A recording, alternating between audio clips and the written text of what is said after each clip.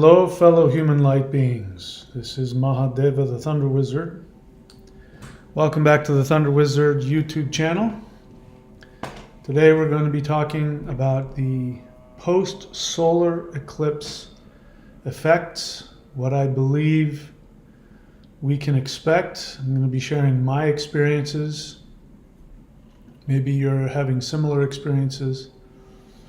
And it is my belief that the 5D ascension effects are going to become much more noticeable. And I believe that the Earth split will also become more noticeable. So, welcome back to the channel, everybody. I'm just going to share with you my thoughts and feelings first before we get into it. And we do have, sorry, I'm adjusting my ensemble. We do have a list that I'm going to be talking through a little bit later, so make sure that you stay tuned. I'm not just going to babble, but I do want to just check in with where I'm at with all of this. So what happened with me is that right after the lunar eclipse, I felt some energy around the lunar eclipse, some kind of oppressive dark energy, and then that lifted almost immediately. And then, a day or so later, I felt the energy of the solar eclipse coming. And it also felt dark and oppressive to me. And a lot of energy was on my energy body was fluctuating, and I was having headaches. And it was my crown chakra. There was energy, coming out of or hitting my crown chakra, and I had to do some work to adjust to that. So ascension symptoms just means that you're having symptoms, but I take full responsibility. So if energy was coming through my body in such a way that it was causing me pain, my reaction to that isn't, oh, I'm having ascension symptoms. My reaction is, I am not adjusting to the higher frequencies. So I go inward and I take a look to see how I can be self-examining and continue to let go of issues. So it's important, especially if you're new to the channel, it's really important that you have a technology to do that with. And if you go on to the channel, there's the 12 steps to 5D. And, I know they're not a lot of fun. Maybe, I don't know how many people are doing them, but they really are the most effective way to be self-examining and to release third dimensional identity attachments. It's the best technology to do that in existence. And so, I would recommend that everybody make a daily habit of learning how to do that. Working with those 12 steps. So I did a lot of that. I did a lot of, whenever a resentment would come up, I would look at it and I would take responsibility for, what I did what attached me to have expectations on things or people or myself. And continue to do the interdimensional meditation and have those shifts happening. And then this last Sunday my time, Saturday if you're on the other side of the world, when we did the live interdimensional meditation, that was a very powerful meditation for me, and I really felt the effects of that afterwards. And there was a lot of things that shifted and were released in me. In fact, I was quite surprised at how different I've been feeling. And so, at the moment, I'm feeling a lot of attachment to my higher dimensional identity. And that is a very different identity than this third dimensional one. Specifically, it's become easier for me to identify with my divine deity self. And a lot of the things here on earth tend to have a lot less impact on me than they used to. So I don't know what your experience was, but I definitely felt a pretty monumental shift. And I have to believe that I'm not the only person that went through that. So the real question is whether or not you are doing the work to allow this to happen. Do you have the techniques, the spiritual technology to allow this to happen? And that really is the main purpose of this channel. So we're going to go and take a look at some things that I think are extremely important going forward, because what I think is going to happen, I believe that more and more people are going to begin to wake up. I think more and more people are going to begin to have an awareness of what we would call 5D reality. It's just a phrase. 5D is just a phrase. But I believe that more and more people are going to stop attaching to this third dimensional narrative. You know, it's getting basically impossible for me to watch any kind of streaming movies or television. You know, it's just, you know, it's very clear to me, you know, how Hollywood has been a vehicle for the narrative. You know, there's, you know, multiple movies coming out now about aliens and aliens invading, and it's so clear that this is propaganda, you know, Hollywood-led propaganda. And yeah, anyway, it's just the way that I used to interact with this world has changed so drastically that it's, yeah, I'm starting to feel like I'm really not a part of this whole 3D thing anymore. So I think I'm probably not the only person that's going through that. If you are, my belief is the people who are attached to this current third dimensional narrative, it's going to become more and more difficult. People are going to have more and more problems, more and more drama, more and more chaos. You know, we're seeing crazy things happen, which, I mean, I'm so jaded at this point. I think everything is, you know, it has been concocted. But, you know, just as an example, there have been multiple women in New York City that are just randomly punched as they're walking down the street. And this happens at the same time that, you know, they're militarizing the subway because there was some violence which has been happening, you know, forever. But then next thing I know, there's news shows where they've got National Guard with automatic rifles, and they're checking everybody's, you know, whatever you're carrying. They're checking your bags as you're going in to go, you know, I mean, and it's like you're in a war zone. So it's obvious they're trying to get you ready for that. And I believe that this latest thing of, you know, women walking down the street in Manhattan and getting punched in the face randomly by multiple people, not just like one crazy person, but multiple people. In fact, one guy, before he punched a woman, he walked up and he said, "Sorry," and then he punched her, which tells me that, you know, that the person wasn't crazy. He knew what he was doing, and he was either being paid to do it or was, you know, in some other way being manipulated into doing it.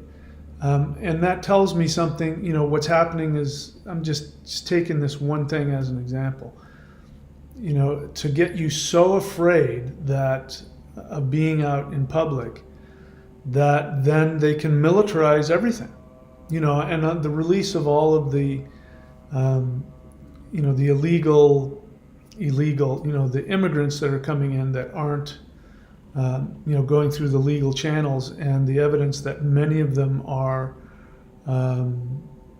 you know, criminals and things like that. And it, you know, and they're being let loose and the violence against police. This is all designed to get you to want there to be more of a military presence, so that you're in a military state. You're walking around, when you go out in public, there's not just police cars, but there's armed, militias and armies and things like that, and you have to, it's going to make it's designed to get you more comfortable with that. So I think more and more of that is coming, and the only way to avoid that is to avoid buying into the narrative. So anyway, I'll stop wasting time talking about that. We're going to get into some important things here. I'm going to be telling you some of the very important actions that you can take, which will allow you to make this shift happen more smoothly. So you can have this 5D shift without having to go through the craziness and the chaos. It's okay if you do, but I'm going to be sharing with you how you can get ahead of it. Before we do that, if you are new to the channel, Question Your Reality. Online classes and personal mentorship at thunderwizard.com. So if you're new to the channel, I need you to subscribe, like, comment, hit the bell button so you can be notified whenever I upload a video or go live. You can go to the playlists page, and there are two playlists I want you to take a gander at. The first one is the interdimensional meditation. Those will always be free and available. And the 12 steps to 5D, which, as I said, is the most powerful technology to shift your identity and let go of your 3D attachments. The Maoshan Qigong is going to move over to the thunderwizard.com website. If you go over to the thunderwizard.com website, you will see the Warrior 90-Day Lightning Qigong, and I strongly urge you to subscribe to that. You can unsubscribe whenever you want. All of the technologies, the practices, the energy practices and the meditations, the mantras, the Qigong, all that stuff, that's going to be all found on the thunderwizard.com website from here on out. And so it'll either be in the 90-day challenge, where if you subscribe there, you'll have access to all of the Maoshan, which is the most powerful energy practice, I believe, that's ever been given to human beings, most transformative. And so all of that will be there. And as well as all of the practices. I mean, I won't go into all the stuff that's there. I'll have to make a video for you. But trust me, if you want access to higher dimensional energy practices that will shift your body and your frequency up, so it'll make the shift on the mental and the spiritual level happen much more quickly and smoothly, this is everything that I've created and put here in the 90-day challenge. And subscribing to the Warrior 90-Day Lightning Qigong will help you to do that. So yeah, it was something else I was going to do. Anyway, so if you're new to the channel, check that out. All right, let's go ahead and get into it here. So, this is the announcement. All practices and services will be moved to thunderwizard.com. Oh, that's what I was going to show you. So take a look here. This is the thunderwizard.com website, and you'll see the shop menu. When you click on that, you will see the practices that used to be free. Some of them were paid, and you can get access to them there. So take a look at that. And we have the most powerful pineal gland activation technique that I have ever used, and I use this on a daily basis, and that is the advanced Huar mantra technique for pineal activation. In that, I explain to you exactly what the pineal gland is, why it is the transceiver between the third and the fifth dimension. I tell you basic things about what activates it. And by the way, all of the Maoshan practices and Qigong will do this whether you realize it or not. So you don't have to understand it. I also give you a moving Huar Qigong mantra exercise, which does great things not only for the pineal gland activation, but also to empower the aura. And then, of course, I give you the advanced technique itself, which is a meditative technique. And anyway, you can get that here at the shop. The new wood set, which you see right here, is also there, and we'll talk about that a little bit later, but I won't take up any more time doing advertisements. Anyway, these things are here for you, and of course, this is how while we're still doing the money thing, this is how I'm able to pay my bills and make this my full-time endeavor, which is to get this information out to all of you. So let's take a look at what we can do to empower this shift. So the most important action is to take full responsibility for your incarnation. So this will make things a lot easier. So I want you to pay attention to what I'm about to tell you. Because if this first step isn't fully addressed, then you could be bouncing around in some more advanced techniques, and you'll be confused, or you'll make progress and then you'll get pulled back. And this is what's happening a lot. I spend some of my time looking around at other people's channels and what they're teaching, and most people, even if they have some good ideas or some good practices, they haven't fully understood this base assumption. Because without it, then you can't help but run the risk of conflating. But even more importantly, you can't help but run the risk of being a victim. And victims, you got to pick a road. You're either a victim or you're a creator. Those are the only two paths that are available. You try and mix and match the two, which is what happens whenever you hear people talking about chosen ones. Chosen ones, it sounds great. I'm chosen by God, and I'm going through all this, and this is why everybody, hates you, and nobody wants to be around you. It's because of your vibration and your energy. And they'll understand that things are shifting. They'll understand that the earth is going to shift, but they don't understand this concept that they have in fact chosen to be here. Or if you're a light worker, understanding that you chose to come here, but still sort of conflating the victim mentality. There is no victim mentality in 5D, zero.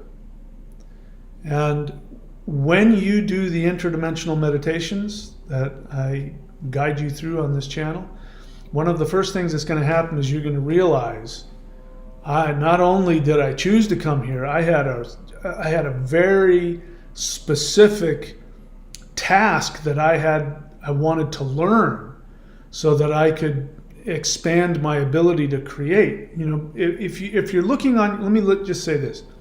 If you're looking on your 3D human life with any sadness, regret, anger, resentment, fear, confusion, it means that you have not fully understood or experienced your higher dimensional true identity. It means you're still wrapped up in this illusion, this third dimensional illusion. So this is something, it's okay. Everybody's doing the best they can and everybody's learning. I certainly have. But it's good to start with this. People focus on their feelings a lot, and they make judgment based on their temporal feelings. And that means if you do that, like for instance, it's very easy if you have a bad day to think things have been bad, they'll always be bad. And if you have a good day and things are great, you go, things are great and things are always going to be great. And you go back and forth between those two. That means you don't know your true history, you don't know who you are, you don't know what your identity is. That means that your assessment of yourself and the world and your spirituality and your connection will be based on your temporal feelings. So we want to get beyond that. We want to have a permanent understanding that dictates our thoughts and our actions. Okay? So that begins with taking full responsibility for your incarnation. You don't have to believe it. I mean, it's okay with me. People, as you know, they say things like, why would I choose to come here? Or what about those other people? They never talk about themselves. What about those other people in that really, really extreme situation and those really, really horrible lives, which I unconsciously relate to, but I'm not willing to admit that, so I'll use them as a way to sort of bludgeon you into my argument. What about those people that go through that horrible thing? You're telling me they chose to come here? Why in the world would they choose to come here? And my response is always, I don't know, I asked them. That's not my life. They chose that. I chose the challenges that I had. And why don't you ask yourself, why you chose to have your challenges? Why are you worrying about other people? But it really, really makes the process a lot easier. Now, in the beginning, you may not like it. You may not like the idea of not blaming somebody, because we want justice. We want to feel, this is again, it's incredibly regressed and childish. This is what little kids do. This is what infants do. So you're an adult, and if you're doing that, it means that you're regressed, and then you're still in your infantile human mind. So it's okay to have those feelings. I'm not trying to tell you that the feelings have to go. I'm not telling that you have to stop feeling as though they're doing it to you. I'm not trying to tell you that you have to immediately get rid of any feelings of resentment or feelings of victimhood. It's very possible you have been damaged. It's very possible you have been abused. You have been hurt. You have been disappointed. Life hasn't turned out the way you wanted. That's all really possible, and it's normal to have all of those negative feelings. For instance, as I sit here right with you right now, I'm very comfortable with being here in this moment. I'm very comfortable with this. The only thing that sort of kind of gets into my comfort zone is thinking about this shift that's coming. And I don't need to worry about it, but I'm a human and I kind of do. Outside of that, there's really nothing. I mean, I'm really, really comfortable and happy with everything that life is giving to me. And if you were to talk to me 30, 35 years ago, I would have been really upset because I was leaving Hollywood and I was going to give up on my dream of being the next big actor. And so I spent a lot of time being upset about that and angry and resentful at the system and Hollywood and the people who did this and the people who did that, and at myself for not making this choice or that choice. I don't have any of those feelings. I mean, I'm so glad, right now especially, I am so glad I am not in that, man, because the more fame that people get, the deeper they become attached to the narrative. Don't believe me? I mean, listen to the ridiculous, stupid things that Sean Penn says, the ridiculously stupid things that Robert De Niro says. I respect both of those actors. They're great actors, but it's clear that their identity is wrapped up in the narrative that gives them their fame and their money and completely blinds them to what's really going on in the world. So I'm really grateful that that I have an attachment to higher things, a higher dimension, my true identity outside of this third dimensional video game. But at the same time, I am not upset that I'm here. I'm really excited to be here. It's fun. So you don't have to be having the feelings that I have, but how I got here was I took full responsibility. And I can remember doing this 40 years ago when I was suicidal. And I can remember one day deciding that, being suicidal and being angry wasn't getting me anywhere. And I was working the 12 steps. But I also had this intuition that said, you know what, I'm just going to decide, because this is how practical I am. I was going, so being angry doesn't help, being a victim doesn't help. So I want to be in a position where I practically have the most ability to change my my life in a positive way. So I just realized that even if it wasn't true, I was going to decide that I was going to take full responsibility for choosing to be here and choosing to have my parents and choosing to have my life, and that this is my choice. And so now that I've taken responsibility, now what can I do to change things? And that mindset was, absolutely pivotal. So I just want to, you can be on the worst, you can be like this with the hammer cocked back and have all of those feelings and just decide, I'm going to take full responsibility for being here. Let's see what happens. In fact, that was one of the reasons, because I had came to realize that there was a possibility that if I unalived myself, that I'd be in the same or even worse position. And I didn't want that. And some other things that I saw later on in life is I discovered that people who tried to off themselves and survived, every single one of them had the same experience. In one case, somebody jumped off a bridge.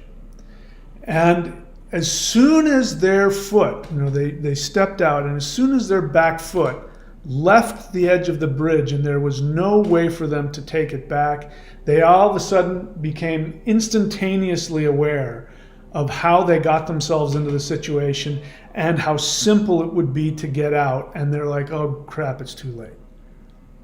They ended up surviving. So they took that awareness, and they ended up making a better life for themselves. So you have to realize that the vast majority of people who don't survive, the unaliving attempts, there's a split second before their life ends where they go, oh my God, this was so simple. I could have fixed it all. Oh. And then the worst part is, people who do that and have near-death experiences, it's always the same. They go, well, look, this was something you wanted to figure out. And so now you're going to have to go back and figure it out. But this time you're going to have to be in a worse position so that you'll be forced to face that and overcome it. So in all cases, taking full responsibility is always, just from a practical perspective, even if you don't believe in life after death or believe in any of this, taking full responsibility is the most practical way to change things. So the good news is, I'm here to tell you that not only from personal experience, but from higher dimensional experience, that taking full responsibility is the facts. And the great news is that on the other side, you're this amazing, powerful deity who thinks coming to Earth and dealing with, anywhere from, 40 to 100 years of what you think is absolute difficult hell for the soul is like a 10-minute video game. It's nothing. And once you're back in that dimension, you are filled with absolute joy and power and bliss. And when you can go there and come back into this 3D body, it's a lot harder to take this petty stuff seriously, because that's all it is. It's petty little, annoyances to your identity and your ego. That's all it is. I'm not trying to minimize the feelings. The feelings might be intense, but the intensity of the feelings doesn't reflect the profundity of the issue. For me, I can remember, during certain periods of my life, but after my fiance passed away, I was in a lot of pain. And I remember one guy got upset with me and he cut me off and he started screaming at me and cussing at me. And I just went like this and I followed the guy home. He realized he messed with the wrong guy, and we both got out of the car, and there was that moment where, do I follow through with this? And then I realized, thankfully he backed off, but I also realized, what the heck am I doing? The intensity of my feelings were intense, but the reality was that some guy made a gesture and said something. It's completely petty. It means nothing, and yet I was willing to harm somebody or get myself harmed. So that's the first thing. Take full responsibility for your incarnation. And we'll pick it up after this ad that's going to come through.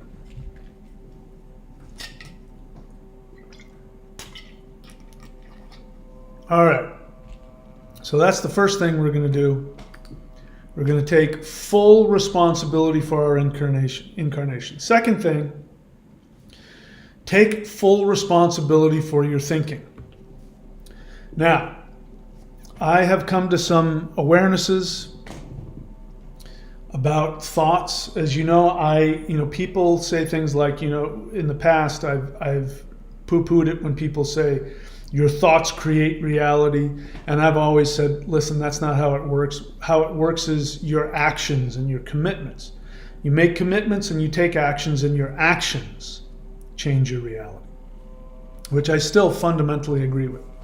However, our thoughts do play a huge role. Now, let me say right off the bat, especially if you're new at this, you're not going to be able to take complete control of your thoughts right away. And the good news is you don't have to. When I always choose my words very carefully. So what I say here is take full responsibility for your thinking. So that implies that you're directing where your thoughts are going. You're not necessarily responsible for the thoughts that pop up in your head. I talk about this at length in one of my recent videos, but thoughts, there's two kinds of thoughts. There are externally generated thoughts. Believe it or not, there are thoughts popping into your head that's in your voice. You think they're coming from you, that are either coming from the narrative itself, because wherever you live, especially if you live in a big city, but wherever you live, there will be an unconscious collective of that area. And this is how cities work. People's thoughts come together and they create a collective. Listen, there's a reason why the vast majority of people in big cities like Los Angeles, San Francisco, and New York are Democrats. And there's another reason why people that live out in the countryside are Republican. And one of the big reasons is you're surrounded by people who are in a certain narrative.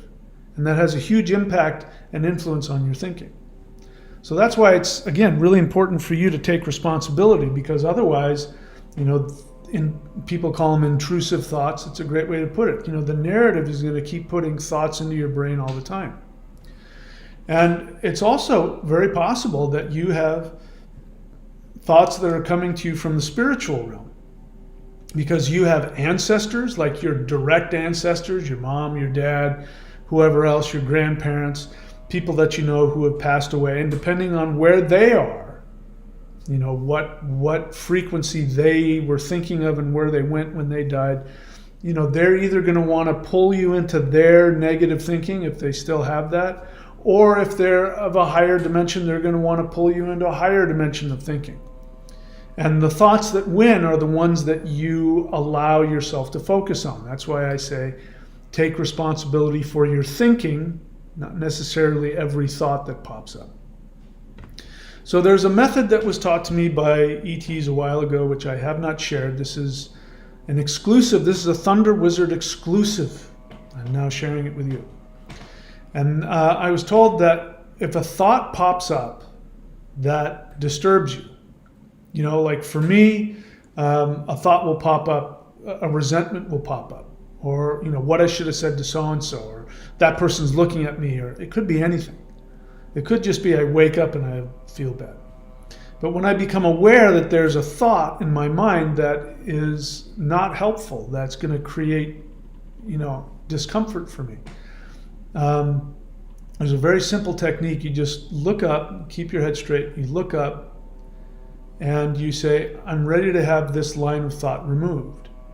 And keep looking up until you feel some kind of a power descend, and then you can let it go.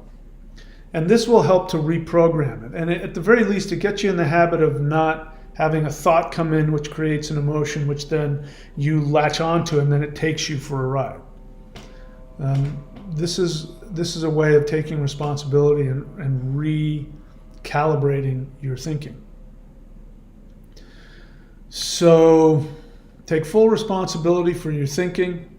The other thing is there's internally generated thoughts which you don't have conscious control over either. And that is if you have these, to the extent that you do have them, there will be traumas. Trauma could be anything from a girl that said no when you asked her out, that you never forgot, and that you've been insecure the whole time, to your stepfather, doing whatever horrible thing he did. Trauma is trauma. And if you haven't resolved it, it stays inside of you.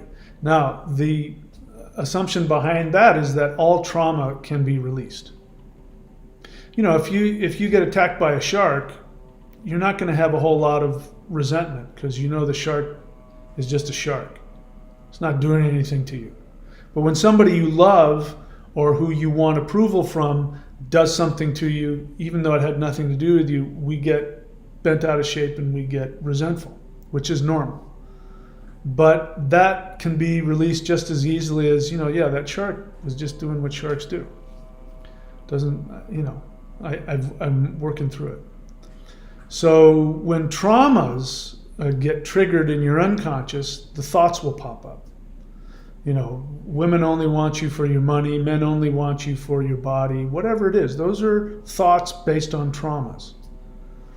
And so either the thoughts are coming in from external sources or the thoughts are coming from internal sources.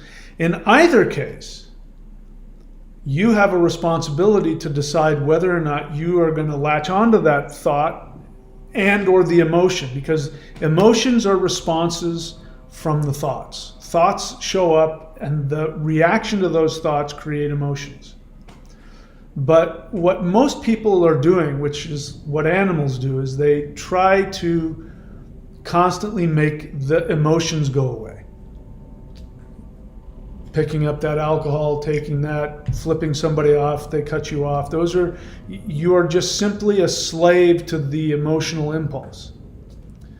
And so a conscious being doesn't do that. A conscious being is aware that they have impulses and emotions, and they take responsibility for how they choose to react and whether or not they're going to engage with that.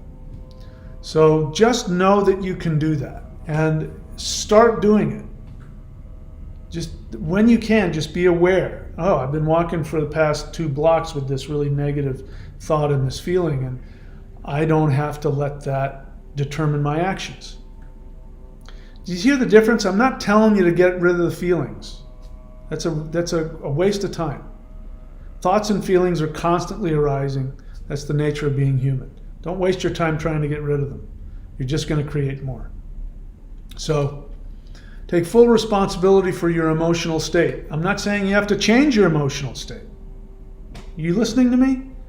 I know you heard when I said take full responsibility for your emotional state. What you heard is that I said you have to make sure that your emotions are always at a higher vibration. I didn't say that. I said take responsibility, which means you go, okay, so what am I doing to create this? That's it. Doing that isn't going to make the feelings go away right away. Maybe it will. Great. A lot of times it might. But don't be in denial. I'm not here to tell you to do this fake spiritual, I'm love and light, I don't go down there, I don't have these I've never said that. People always ask, how do I get over my fear? And I said, when did I ever tell you were supposed to get over your fear? I said, you're supposed to take action on your consciousness. You're supposed to take action on your joy, regardless of whether or not you have any fear. That's much easier. Look, I know it doesn't feel good.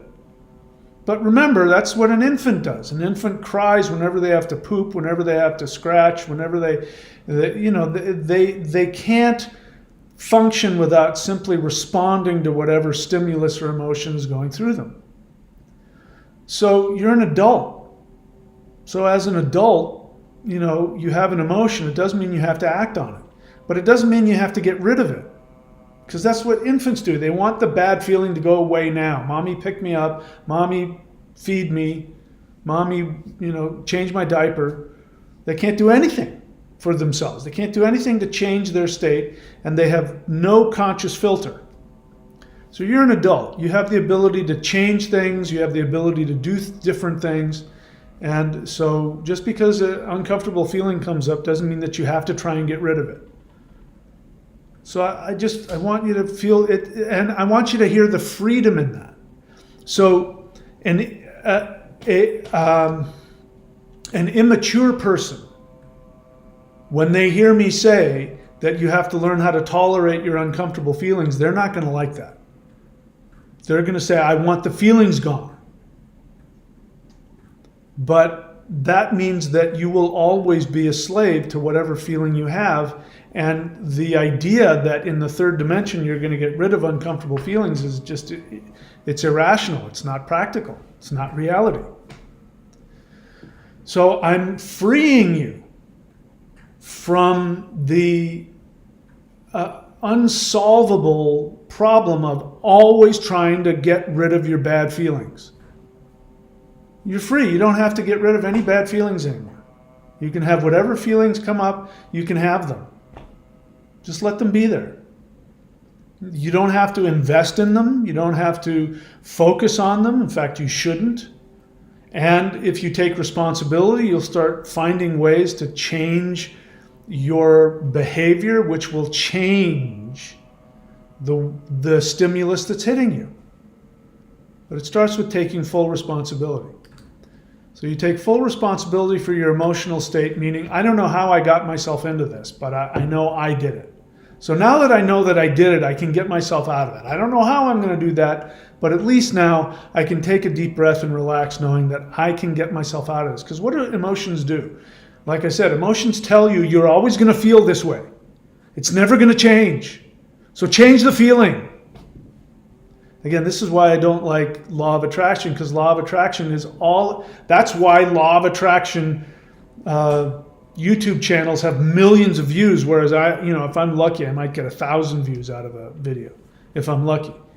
Because I'm not telling you what your infantile mind wants to hear, which is that if you can just change your emotions and just have happy emotions all the time, then happy things will happen to you all the time.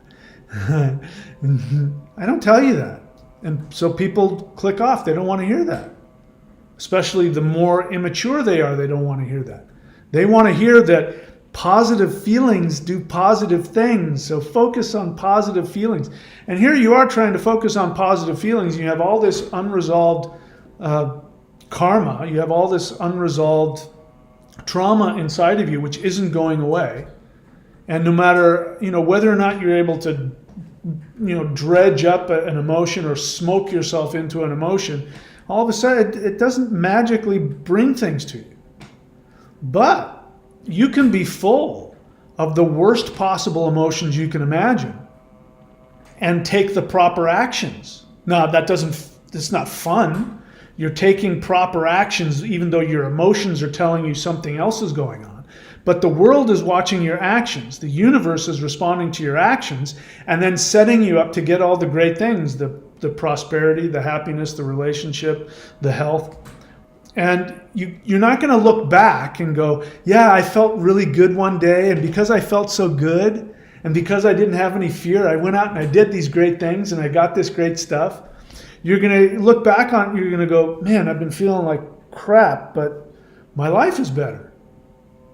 My feelings don't correspond with the things that are in my life. Oh, but my actions, I was taking conscious action. You have control over what you do. You have control over what you choose. You don't have control over how you feel all the time, and you don't have total control over what you're thinking. So take full responsibility for your emotional state. You got yourself there, you can get yourself out of it. Remember that all pain, physical, emotional, spiritual, is a memory. We talked about trauma. Trauma is just another word for memory. That's it. If that memory were taken from you, you'd have no trauma. It's that simple. So one of the things you can do is not live in the past.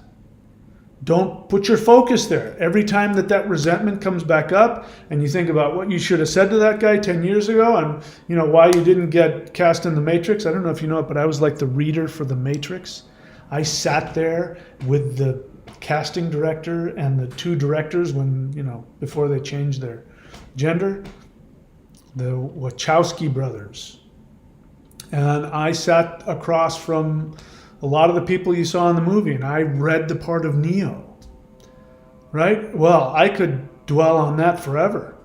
I was with one of the most powerful casting directors, and she didn't give me a part in her movie. And she didn't, I ate that for years. But, it's in the past. It happened. It's over. It's only going to bother me if I bring it up. I guarantee you she's not thinking about it if she's still alive. So all of your pain is a memory. Your physical pain is a memory. Your emotional pain, your spiritual trauma, they're all memories. And I'm not telling you to go into denial because that doesn't work. Pretending you don't have a feeling you have. I'm not telling you to do that. What I'm telling you to do is that there's a way that you can turn your focus towards the future. This is what interdimensional meditation will do for you. And this is something I'm consciously doing. I am consciously taking my attention away from my three-dimensional identity, and I'm letting it go. And every time I go into interdimensional meditation and the beings tell me who I am and what, my true history is, where things are going, who I'm going to be in 5D, and, focus on intending what you want and finding the joy in who you truly want to be. The more I do that, the less memories I have. I mean, it's like I have like a list of, I know who my mom and my dad were, but I'm not attached to any of that. I remember where I grew up, but I'm not attached to any of that. I'm getting more and more attached to who I am in 5D, which completely changes me here. And, we're going to talk more about that in other videos, but that's like the key to everything. Health, longevity,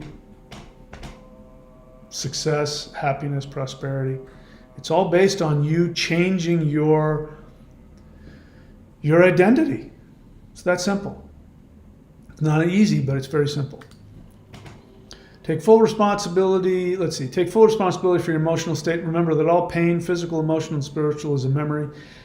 Take full responsibility for what you imagine and intend. So I already started talking about it. Take full responsibility. So people want the services that I provide, but they tell themselves, I only have this much budget.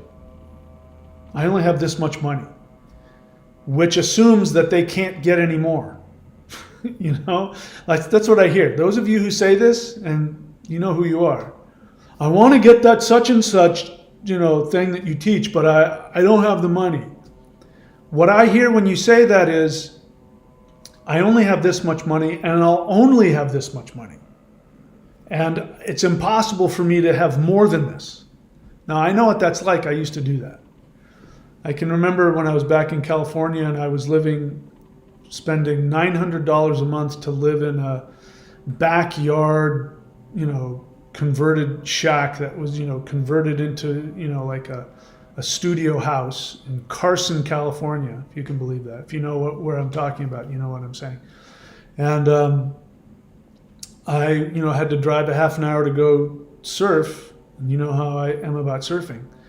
But I couldn't afford anything else. And I remember I was walking along the beach one day and I was looking at the houses and I was looking at the apartments and I saw one and I went, that I want to live there. And then I said, I can't afford it. And then I stopped myself and I said, you know what? I'm not going to think about what I can and can't afford. I'm just going to think about where I want to live. And now I didn't say that I would do anything. It was just more like I was going to play around and fantasize. And I did. And I looked at that house on the beach and I said, I want to live there. Now this is in Manhattan Beach. It's expensive. And I said, that's where I want to live. I don't know how, but that's where I'm going to live there. Sure enough, that house went up for rent like the next week or 2 weeks later. And I said, you know what, I'm going to go apply for it. Now, I didn't think I was going to get it, because I was living in, a tiny little house with almost no money. And I barely was making the rent that I was paying for that tiny little backyard house in Carson, California. And so, but come on in. I called the guy and, can I come look at the place? I was just doing it to experience it and to talk myself into wanting more. And I came in and says, do you want to apply? And I said, yeah. And I don't know, I think I lied. I think I lied about how much money I had. And the guy did a credit check on me, and he goes, well, and he says, you know what, I'm just going to give it to you. You seem like a nice guy. So you have to come up with X amount of money by this time to put the down payment in. And I signed it. I said, okay. And I went, oh my God, what the hell am I going to do? How am I going to get the money? And the money showed up. I won't tell you how, but it magically showed up, and I had it, and I was able, and the next thing I knew, I was living in that house. Now, how the hell was I going to pay rent for this thing? And then, as it so happened, I started taking off, my astrology business started picking up out of nowhere. Next thing I knew, my income had completely shifted. So those of you who say, I want to buy this one thing, but I can't afford it, you're operating from the assumption that there's nothing you can do. Like when I hear people say this, they're on a fixed income, they're college kids or whatever, or their job only gives them this much. We're talking about $100, $200 sometimes. Are you telling me you literally can't find something to sell on eBay? You literally can't go and work for a weekend, doing something? There's literally no other possibility for you to temporarily get that amount of money. That's what goes through my head every time you people say, I can't afford it, I don't have the money. You assume that you can't do something different. You're a slave to what you've been told. It's in your head. I only make this much money a month, and I have this job, or I did blah, blah, blah. And you don't ask the question that people ask when they're actually living, like our hunter-gatherer ancestors. They didn't live on a budget. If they were hungry, they went out and hunted and found the food they needed.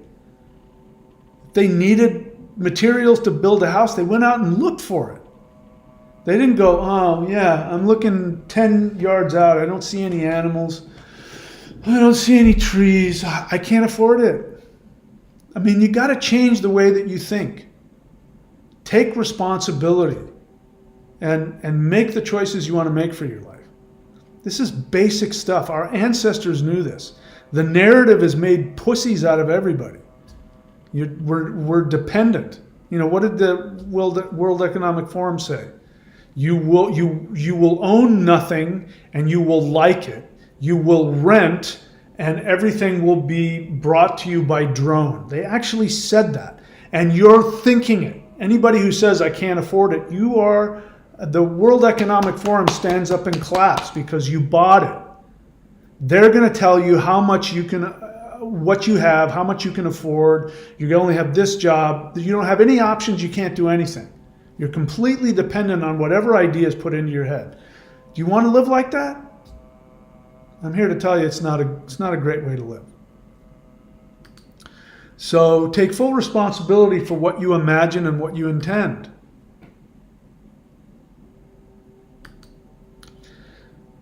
The path of fearlessness, trust, joy, and generosity leads to 5D Earth. The path of fearlessness. Did you notice I didn't say the path of, not having any fear? I should have said the path of bravery instead of fearlessness, because fearlessness sounds like you don't have any fear. But bravery doesn't mean that you don't have fear.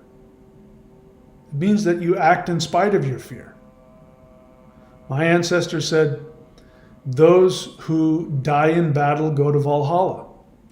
It didn't say those who don't have any misgivings about going into battle, and those who aren't afraid of dying, and those who don't bleed go to Valhalla. It said, no, those who die in battle, which means that you commit fearlessly without letting the fear stop you.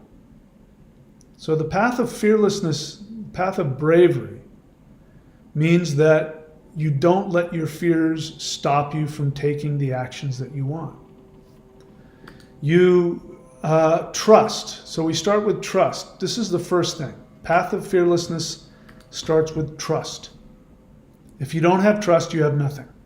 It is the bedrock. I want to repeat myself because this is probably the most important thing you're going to hear today. Trust is the most important thing you can have. If you don't have trust, you have nothing. Trust is very simple. Trust is you trust that the universe wants to give you everything, wants you to survive, wants you to be healthy, wants you to be happy, wants you to be prosperous. You don't have to believe that. Trust isn't the same as believing. You can believe that the universe is out to get you. You can look back on your history, which again is a memory, and you can look at all the ways that things didn't go your way, and you can have that feeling that you can't trust the universe, that it's going to, the rug's going to get pulled out from underneath you. You can have the feeling of not being deserving of it. None of those things have anything to do with trust. For instance, when you get into a relationship and you fall in love, just the phrase falling in love means that you're out of control. And as you're falling in love, you go, I'm afraid, I'm falling in love, I hope they don't hurt me.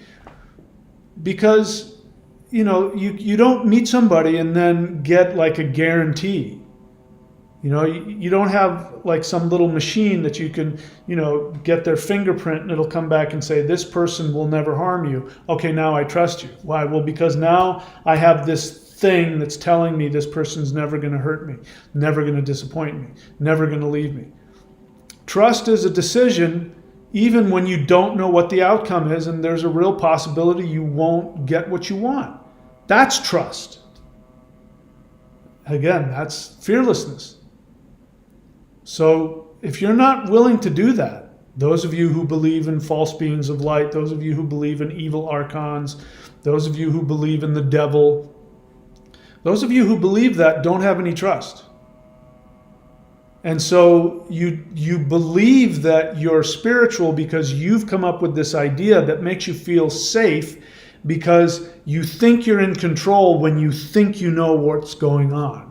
Even though you've bought into a belief or created a belief, evil archons are here, don't go into the light because they'll lie to you and you'll have to come back and be reincarnated and you'll be a slave on this slave planet. Aha, now that I know their evil machinations, I'm in control. And then I go, yeah, but what are you going to do to prevent that?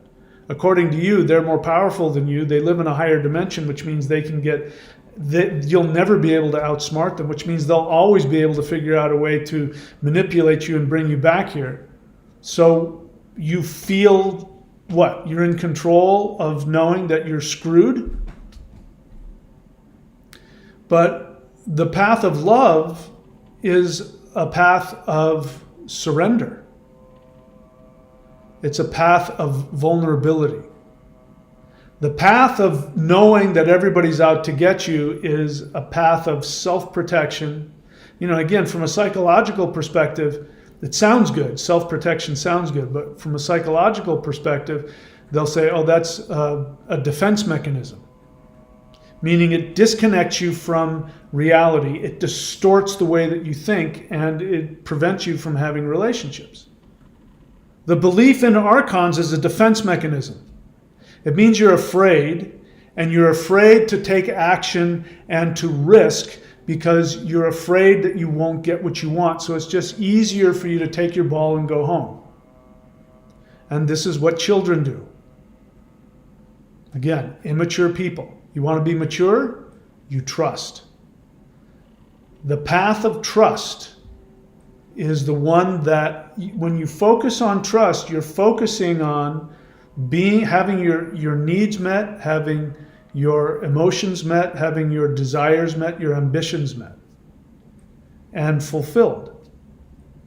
And just the focus of that intention is what creates your reality. This is one thing the ETs and the light beings, when you work with them, they'll tell you. What you imagine is what you're going to create. So again, you think you're ahead of the game because you think you know, you can't trust anybody, everybody's out to get you. But what's really going on is you're just creating a world where that's exactly what will happen to you. So change that, because your intentions and your actions based on your intentions is what's going to create your reality here and in the next dimension. So the path of fearlessness, trust, joy, and generosity leads to 5D Earth. The path of fear, resentment, and greed leads to 2D Earth. So fear, resentment, and greed, those are all the same thing. Greedy people are afraid. Generous people are not afraid, because even if they give you everything, they know that they're going to get what they need. And people who give generously give without any expectations. They give because it makes them feel good to see you happy. They'll give you their last whatever because it makes them happy to see you happy. And they know that they're going to get what they need. They know that everybody gets what they need. Greed comes from fear. If you're hoarding things, it means that you think, greed and theft are basically the same word. You can't be a thief if you're not greedy. And all thieves are greedy. So greed means I have to hoard things because you don't believe you deserve it, and you believe that if you don't have that extra thing, that, since nobody's there to take care of you, you won't get it and you'll be poor and empty and alone. So the path of fear, greed, and resentment. Again, resentment is living in the past, and if you really want to understand that, go watch the video on the 4th step in the 12 steps to 5D to understand why resentment is so destructive and why you can't get rid of it on your own. You need to do a spiritual technology to be able to get rid of that. The path of fear, resentment, and greed leads to 2D Earth. So we're splitting. Whoops. We are splitting. We're going to what we call 5D Earth, and everybody else is going to what they believe is 2D Earth. There's probably a 3D Earth in there. Anyway, I won't get into that, but for now we'll just assume it's going into 2 directions. A happy place and a not so happy place. And nobody's being sent anywhere. It's not like God sends you to hell. Like in the biblical version, God sends people places. But nobody's going to get sent anywhere. You're going to choose. You're going to have 2 paths, and you're going to pick one. In fact, it's probably already happened. People are in the process of choosing.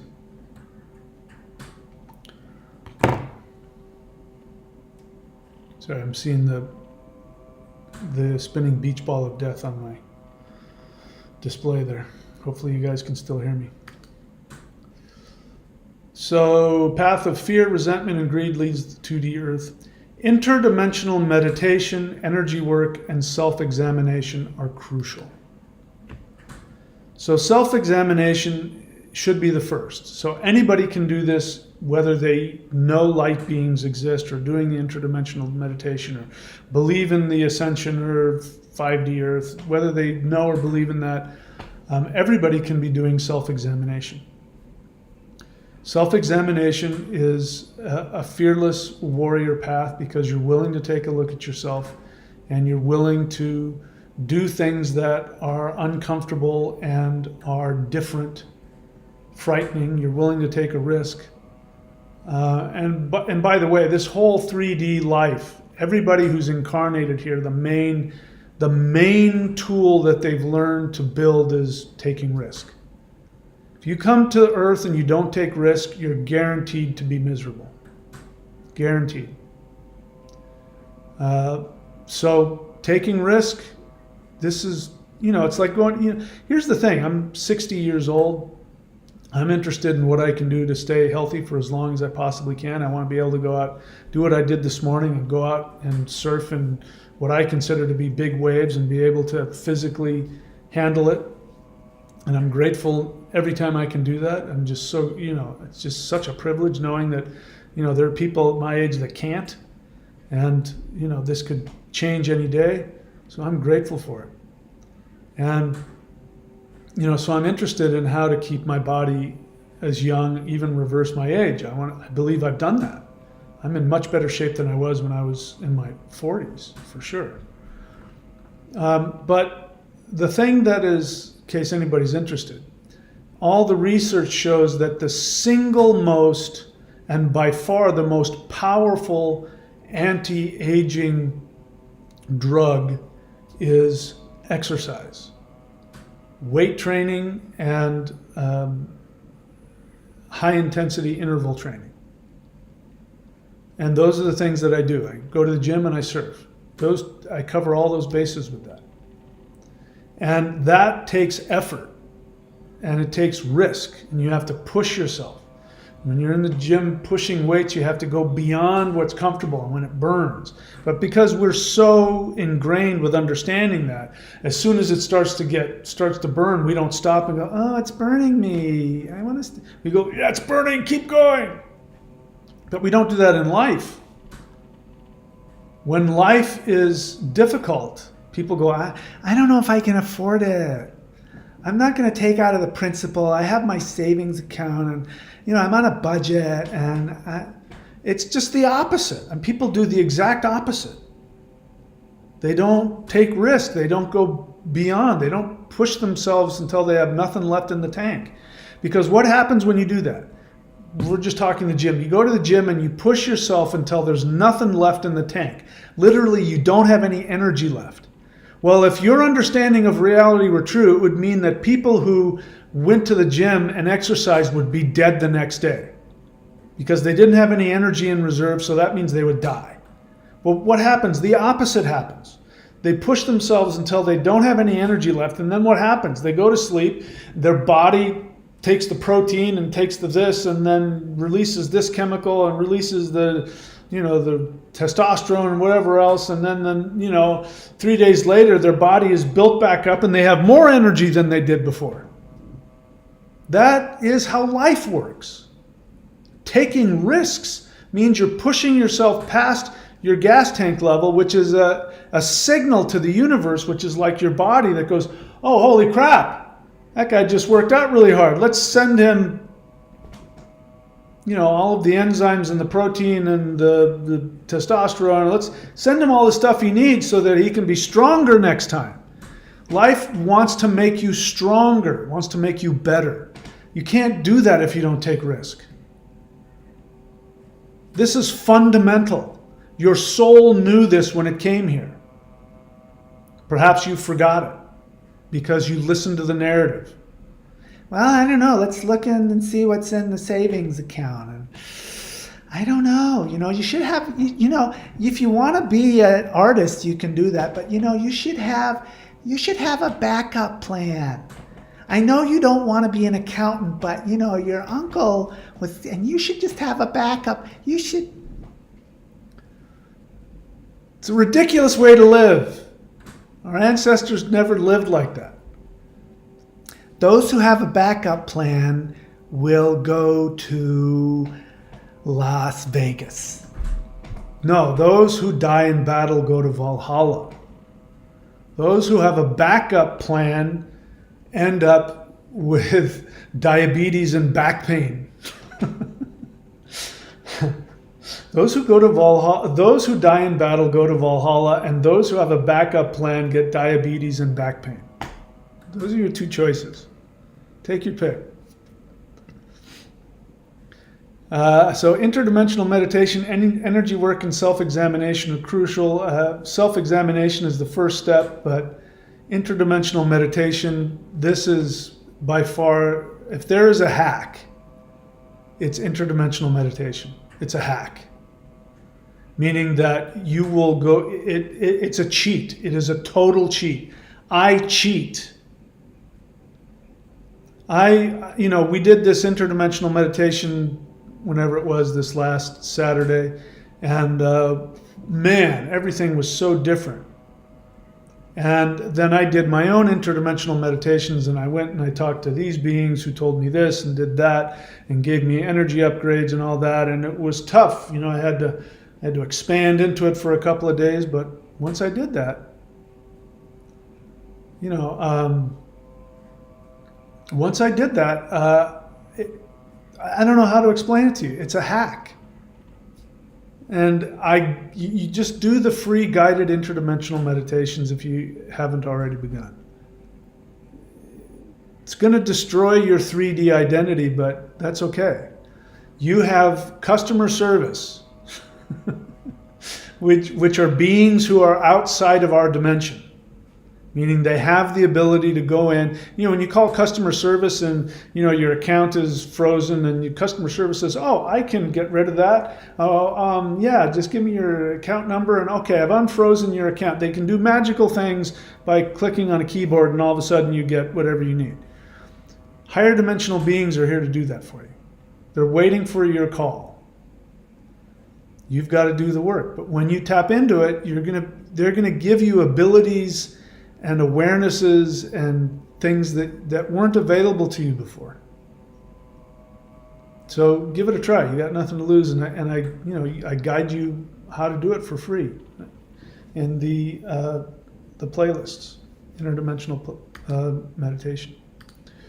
Stop doing that. Energy work. So I'm working on a series which will allow you to tap into the full breadth of your soul. So I'm not going to get into the details here, but your soul is made up of 5 different parts. And death, literally physical death, is a result of a deficiency in one of those 5 parts. Discomfort, disease, sadness, all those things has to do with a deficiency in one of these 5 parts. And each of these 5 parts there's 20 different things you need to know. And we're going to talk about that. I'm going to create a series about that, and you'll be able to figure out which one of those 20 things are out of balance. And if you fix all those 20 things, you become an immortal. You live forever. And you become enlightened. So the reason why people die is one or more of those 20 things that makes up their soul is deficient. So how did I get on that? Energy work. So one of the biggest ones is energy work. So one of the things we're going to find out is that trust, which most people don't have. Most of you watching don't have that. You're on here, you think spirituality, this is why people go to Zohar the Magnificent to learn the law of attraction, because they think if they watch that, it'll make them happy. And if they're happy, then they'll get happy things. And you find out that's not how it works. You'll find out that trust is one of the bedrocks, that without trust in the universe, the other 20 things of the soul start falling apart. So one of the main things is prana, energy, life force energy. Life force energy, you're going to find out when I give you this teaching series. You're going to find out that life force energy is the fastest way to get trust. So having a strong pranic body, having strong life force energy is what gives you trust. Now, some of you, like me, and people I knew who do energy work but don't have trust, that means that as soon as they gain the prana, gain the chi, it's leaking, it's getting siphoned out from one of these other empty areas. So it is possible. I know people who spent their life doing Qigong and pranayama, and they were still miserable and frightened and sick, and it's because they didn't have the trust. And the trust wasn't there because the energy was getting yanked out from somewhere else. But you can fix all that. I'll give you a hack right now. You can fix all that. If you do the Qigong that I teach, which is the most powerful Qigong that's ever been given to human beings in the history of human beings. I know that sounds like a big promise, but I challenge anybody to go prove me wrong on that one. If you do my Qigong and you do it with the intention of, I want to be able to trust, you will find out that you will keep your energy. But if you do the Qigong and you don't trust, and you deliberately engage in believing that the universe is out to get you, that false beings of light this, that energy, as soon as you get it, will just get siphoned away from you. And that's the last thing to go. I mean, when you physically die, your prana leaves you, your chi leaves you. So it's the most important thing, the most practical thing right here and now.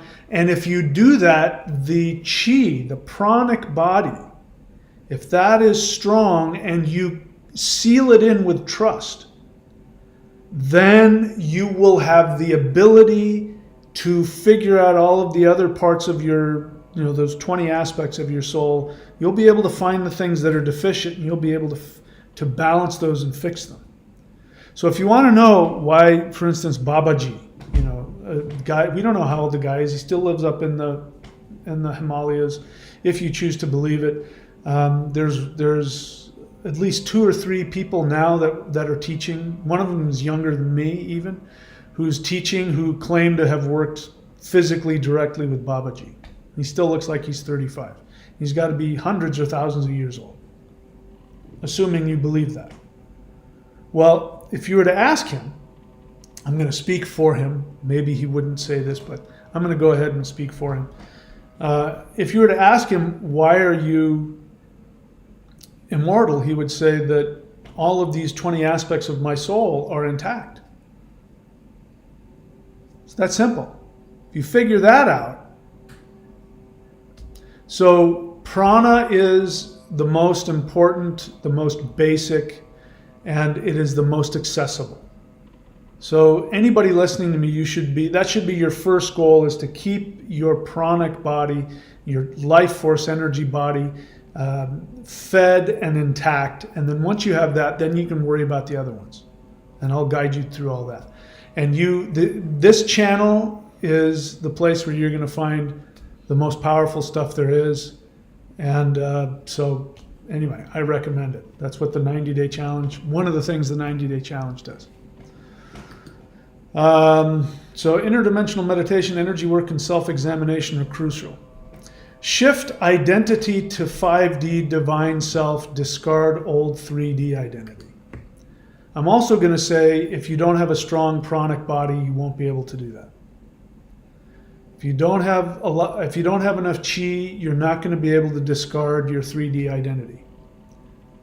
If you do have chi, if you do have strong pranic body, you're going to be able to have the courage, because one of the things that life force energy gives you is courage. It gives you trust and courage. And it also connects you. It connects you to the life force energy of the universe, which, by the way, is not Kundalini. I know you think it is. It's not. Kundalini is something else. It connects you to the life force energy of the universe. It connects you to the mother that's giving you her energy 24/7. You have the ability to take that in and let it fill you.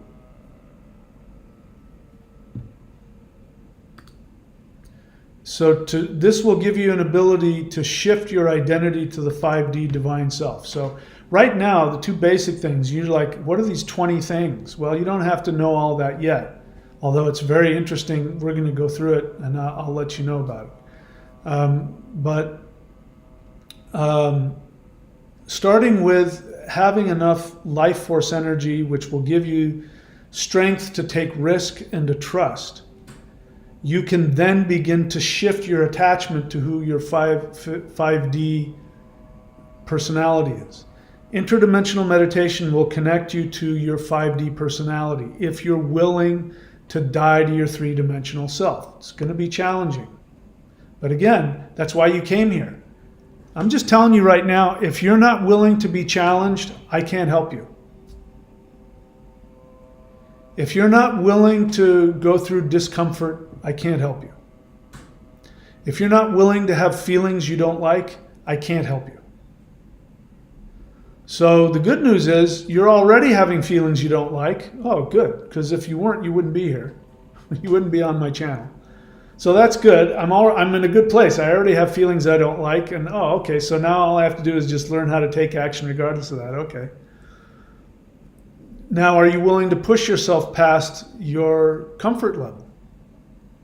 Being unhappy, you feel like you don't have any control over that. That's just something that happens because you're alive. Being uncomfortable. But choosing to take actions that you know are going to make you even more uncomfortable in terms of your fear, your identity.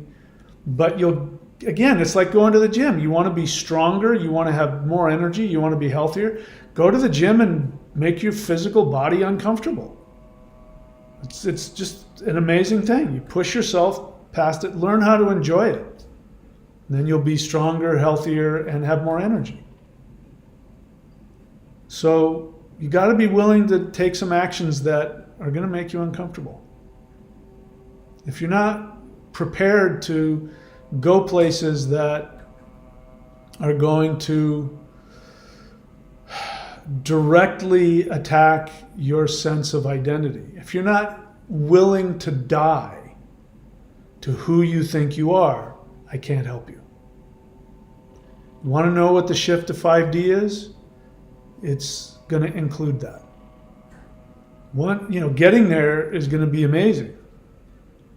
But between here and there, you're on two. You have two buses you can get on. One is your 3D identity, and that bus will take you to a lower 2D world. You don't have to do anything. Just stay where you are. Stay attached to the narrative and just sit back and, whatever. Play Angry Birds or whatever it is on your phone and you'll get there. You've already got a ticket. If you want to get on the bus that's going to go to 5D, the ticket to do that is being willing to get rid of the other ticket, your attachment to the third dimension.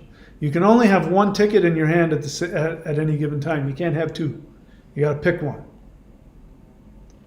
So just make the decision. Just go, you know what? The best decision is to be willing to die to myself, be willing to do things that are outside of my comfort level, that are outside of my current knowledge and understanding, and being willing to trust in something I don't understand.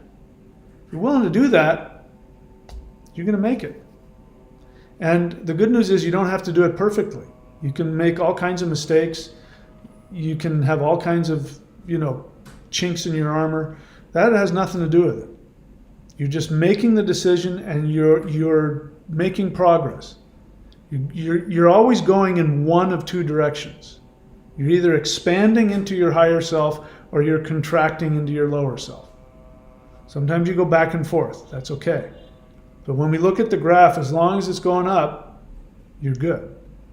And you can make the decision. And that goes back all the way back to the beginning, which is you take full responsibility for your incarnation. Take full responsibility. That will make things a lot easier. All right. I think I've gone through all of my list here, which is most important action is to take full responsibility for your incarnation. Second, take full responsibility for your thinking, not your thoughts, but your thinking, where you choose to let your thinking patterns go. Number 3, take full responsibility for your emotional state. 5, remember that all pain, physical, emotional, spiritual, is a memory. It has nothing to do with what's happening in the moment. So focus on the moment, not on the past. Number 5, take full responsibility for what you imagine and what you intend. If you do the interdimensional meditations that I give you, if you stay till the end of this video, I'm going to put up a graphic which is an interdimensional meditation, and that has everything to do with intending. So just make sure you stay till the end and get that.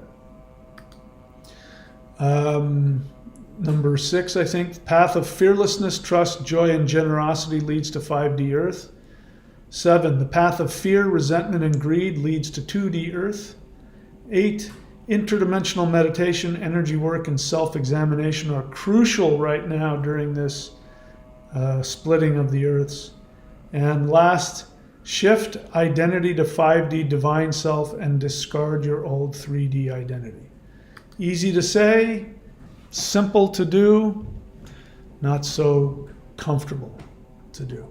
But if you stick with me and you follow my instructions, I guarantee you success. In fact, listen, every single person that has worked with me, like if you want, you can go here to thunderwizard.com and you can become an apprentice. You can sign up and subscribe as an apprentice. Every single person that has worked with me and has followed my instructions consistently, every single one of them, their lives have transformed. And it's not because I'm anything special. It's simply because if you follow a proven path that works, you'll get the results of that. And that's what I'm giving you. I've spent my entire life stubbing my toes and bashing my nose against things, and I've learned what works and what doesn't. And you're going to have to go get your hard knocks as well, but I guarantee you, if you follow my instructions to the letter, I guarantee you success. What your experience is going to be, how it's going to feel, I can't tell you that, but I guarantee you success. And the wood element. So people, I believe people are interested in this. The Maoshan 5-element moving spirit fighting martial art forms. Easily the most powerful energetic practice I've ever come across, probably in existence. I've come to find out over the past 2 years that these practices weren't invented by humans. They were downloaded, but they came from higher dimensional beings. And you, if you're following me and doing what I do, you're working with the beings who created this stuff. So those of you, if you want, you've heard about me talk about this, but for whatever reason you haven't pulled the trigger on it. If you want to check it out, you can get the wood element, which is available right now in the shop. If you go to the shop and click on shop, you'll see the wood element along with these other Qigong practices. And the reason why I'm having the wood by itself is twofold. The first one is the wood contains all the other elements. It's the ether element. It's the spirit element. So if you want chi power, expansive chi power, this is wood. And so you can do the wood by itself because all of the other elements are contained within it. Once you start going into metal, fire, water, and earth, then you actually need them all together to balance them out. But some of you don't know if you want to do this or not. You don't know if you want to commit to it. So you can do the wood element. And let me tell you a little bit about what that is. The Maoshan wood element moving shamanic kung fu form.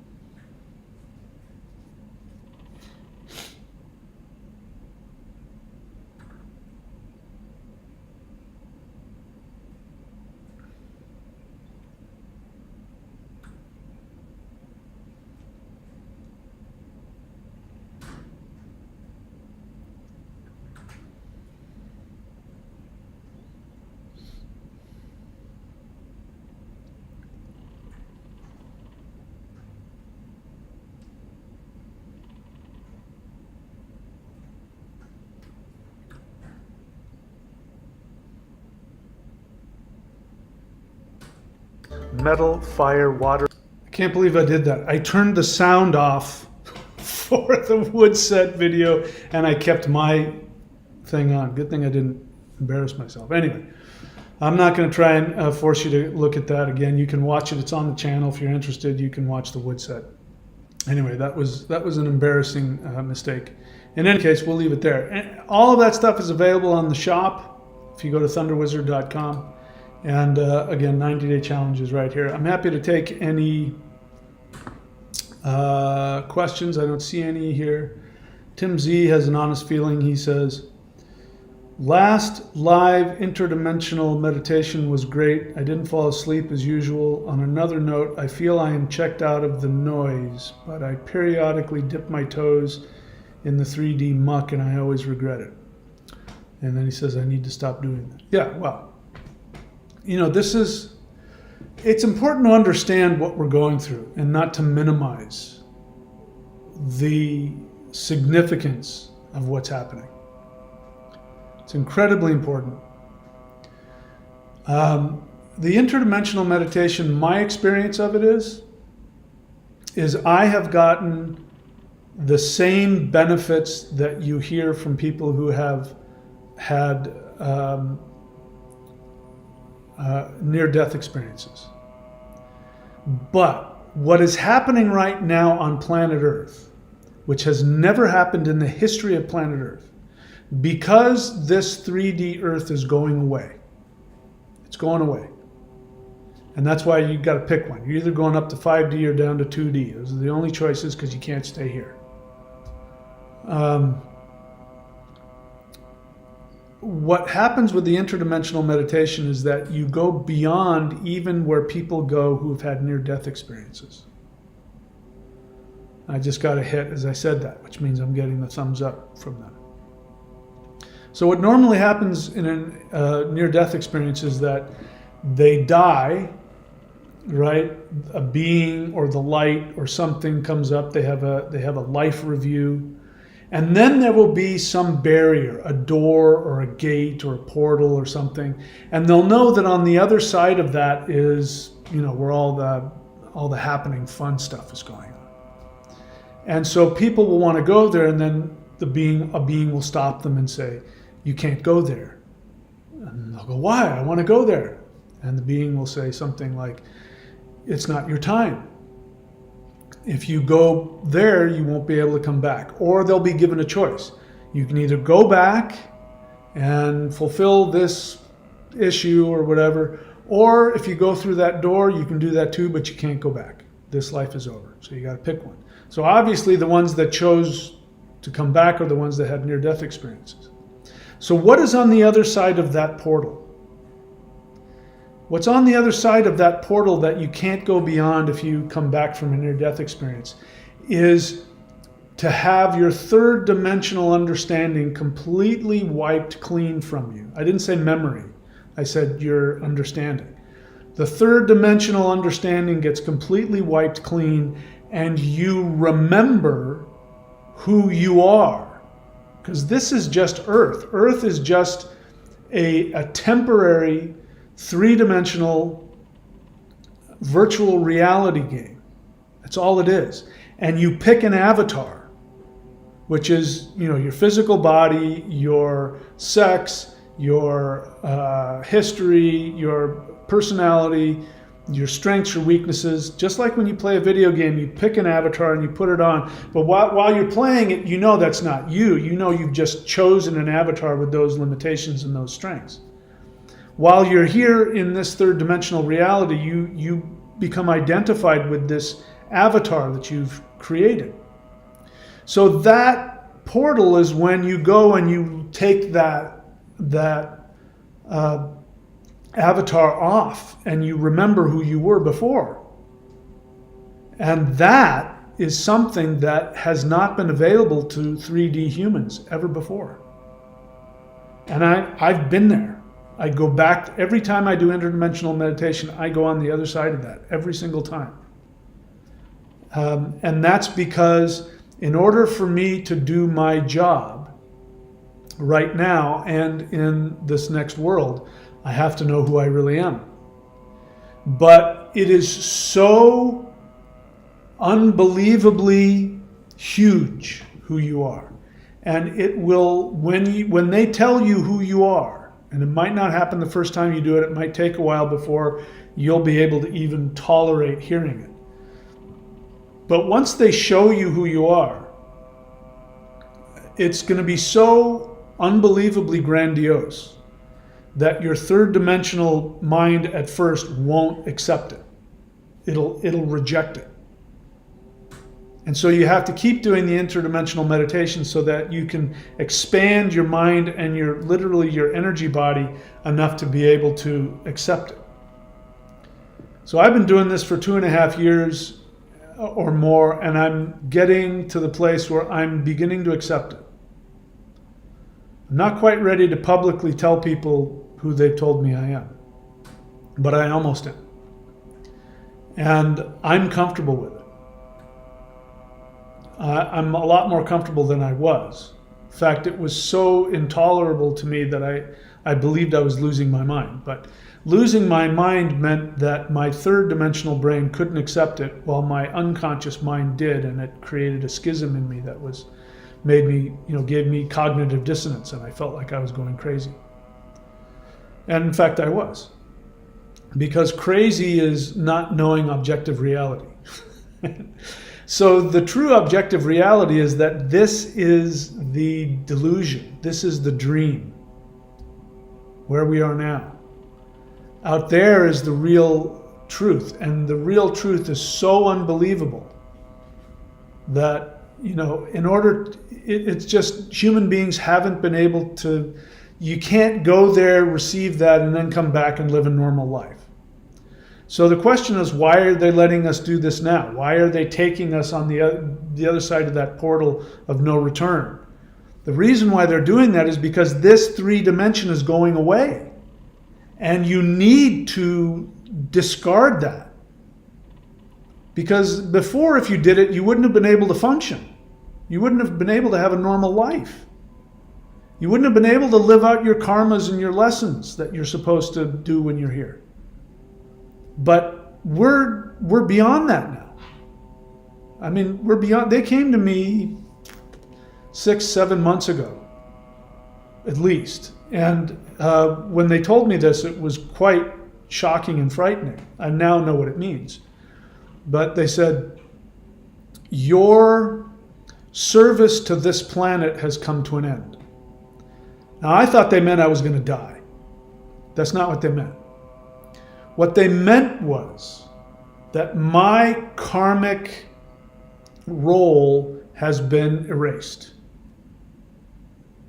The karma that I was living 3 years ago, 5 years ago, 10 years ago, that's over with. I'm still 3D. I've got a 3D body, but I've got a different, I've got a different program put in there, different disc in there. And my goals aren't the same. My life path is not the same at all. I'm not the same person I was. I've taken off a lot of the clothes that my avatar was wearing, and I'm putting on new ones. That has never happened before in the history of the human race on planet Earth, but it's happening to everybody who's doing this. I'm not the only one that's gone through this experience. There's at least 3 or 4 people that I know that I'm working with who are having similar experiences. And those of you who know who you are, you're nodding your head. You know exactly what I'm saying. So if you want, you can, people who talk about exiting the matrix and all that, if you want, you can do that now.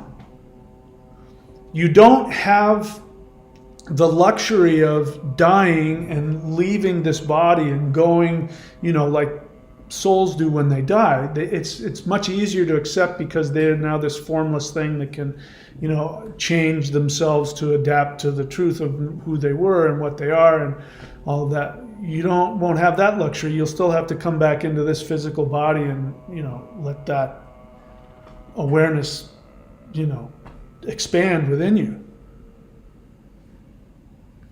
But if you want to exit the matrix, you can do it. Interdimensional meditation is the only way I know how, working directly with higher dimensional energies and asking them for this. Let's see, what else? Film sample CG, honest feeling. I went to school today to watch the eclipse, and for some reason I always have these thoughts where people around me are judging me or disgusted in me, but when I look at their action towards me, it's completely opposite. Those thoughts sometimes get unbearable, and these feelings increased after the last live interdimensional meditation. I think studying the wood set helped me. Well, you mentioned after the interdimensional meditation, remember you put a comment in there that said that you had neck pain and back pain. Well, that's what that was. That feeling was unconscious. It was driving you. You weren't consciously aware of it. You just reacted to it. Now you're conscious of it, and you're struggling with it. And now you're letting it go. This is what happens when you do interdimensional meditation. And the wood set, like I gives you all the things I just talked about. So in case you guys don't know, Film Sample CG bought the wood set and has been doing it. So yeah, and remember I told you, do the wood set with certain intentions and you see the result of that. So now you're aware, all of that limitation that you've been carrying, all that limitation that you've been bringing to the channel with all of your questions that I, would criticize you for. All those limitations can be gone like that. You don't have to hang on to them anymore. They don't have to define you anymore. If you're willing to be uncomfortable, you were willing to be uncomfortable. You did the meditation, you had neck pain and back pain, the fear came up, you're doing the wood set, you're moving past it. You're doing exactly what I talked about. So congratulations. Keep doing it, you'll keep getting those results. Dabbler Deluxe question. I am getting sensations of energy impacting me with moments of vision of color, like tuning into a picture, but it quickly fades out. Is this normal? That question, people always ask that, is what if it wasn't normal? Who cares if it's normal? You're having it. Who cares if it's normal? Does that make it any better? You're hitting yourself in the head with a sledgehammer. I don't know, this really hurts and there's blood dripping down and I'm hearing like bones cracking. Is this normal? I mean, if I say, yeah, that's normal, oh, okay, I'll keep doing it then. I mean, who cares if it's normal? You're having it. Me telling you that a bunch of other people have that isn't going to make that any more comfortable. What you're talking about is strange. You have sensations of energy impacting you with moments of vision or color, like tuning into a picture. That is not an average experience. And you want me to tell you if it's normal or not? You say, forgot to mention that it is in meditations. Well, okay, so it sounds like you're having a meditative experience. Anyway, I don't know what your question is. You want me to tell you it's normal or not normal? I could care less whether it's normal or not. You're having an experience. Listen, let's be clear about, if we're talking about interdimensional meditation, that's different than normal meditation. So people who do normal meditation, they might have a spiritual experience. They might even get intuitions. They might even think they're talking to, their higher self, but it'll still be within a third dimensional framework. It'll still be understandable. You'll leave feeling more human than when you started. Interdimensional meditation is going to start dismantling your 3D humanity. And my experience of interdimensional meditation, this was 2.5 years ago after 40 years of doing esoteric, spiritual, and energy practices. I found that everything was completely different than I thought it was. I mean, and it was so strange. It is still so strange. It is still so bizarre. So if you're doing this work, don't be expecting normal. Don't be expecting that. It's okay with me that if you don't have weird mind-bending experiences that threaten your understanding of reality, I'm okay. I don't need you to have that. Just know that it's very likely that that's going to happen. In fact, I've been thinking about creating a support group for people who are doing interdimensional meditation. So they have a place to talk about the crazy things that they're experiencing. And when you hear somebody else who's having the same kinds of experiences and in a more individualized way, then you realize you're not making it up. So yeah, if you guys are having crazy experiences when you're meditating, I don't care if they're normal. We're going beyond normal. We're in a whole new place now. And anyway, he says, okay, I'll just see where it goes. Yeah, just keep doing it. You know, here's the thing. We always come back to the same litmus test. There's three things. Are you healthier, happier, more prosperous? Healthier. Is your physical body healthier than it was before you started? I don't know anybody. In fact, I know people who've been doing interdimensional meditations who were unbelievably unhealthy, and they're now really healthy. Like if you look at pictures of them, they don't even look like the same person anymore. So even though I was flipping out and having all that, my physical health was getting better. Even though, like you, I gave myself some physical pains that were challenging, those were just psychosomatic. But my physical body, healthier than ever. Healthier, happier. Happier doesn't mean that you don't have challenging emotions. You don't have things you have to work through. Again, that's why people should be working with somebody, especially if you're doing interdimensional meditation. I'm here if you need to have a coach or a mentor. You can subscribe as an apprentice. You should be talking with somebody as you go through it. So happier doesn't mean that you don't have difficult, painful adjustments. It just means, you know, when you look at the whole, I'm happier than I was. And I'm much happier than I was. Happier, healthy, more prosperous. Prosperity means getting all of your resources. Doesn't necessarily mean how much money you have in the bank, although that might be one indication. So, you know, whether or not something's normal is not really what's important. Ask yourself, am I healthier, happier, more prosperous? And give yourself some time. You know, you had a crazy experience in meditation, give yourself a week and go back and ask those three questions. If you're going in the right direction, all those three things will be there for you. Let's see. Teja says, good morning and thank you. You're welcome, sir. Thank you for being a part of this. Okay, so I don't see any other questions or anything, so I guess we're done. Anyway, I'm gonna play the Woodset ad again. You know, you don't have to hang out if you don't want, but for those that are interested, this time I'm gonna turn the sound on because this is a life-changing practice for those that are interested. So let me turn this down. Let me put that. Maoshan wood element moving shamanic kung fu form is the most powerful and advanced method I've ever used to tap directly into the power of pure spirit, of pure energy. These moving forms work with the 8 directions in ways that allow you to literally channel and summon higher dimensional energies. This particular package includes what you see here, which is called the Sifu hands. I also give you detailed footwork instruction, which connects to the energy centers at the bottom of the feet. And when you put the hand movements, the foot movements, and the alignment of the body together, you actually are able to channel the deity known as ether, or in Taoist understanding, wood. It's available now at thunderwizard.com. Go and click on the shop menu. You will see it there. The rest of the elements, metal, fire, water, and earth, will be coming soon. All right. Hopefully I did that right this time.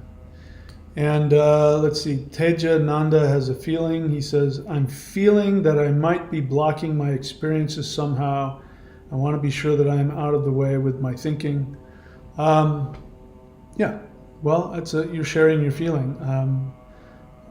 I guess the way through it is just to keep doing the meditations.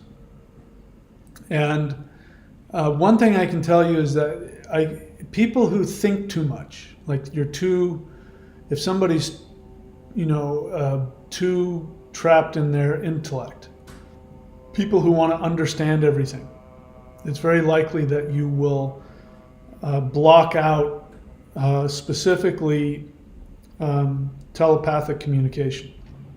So in order to have telepathic communication work, you have to be willing to fantasize.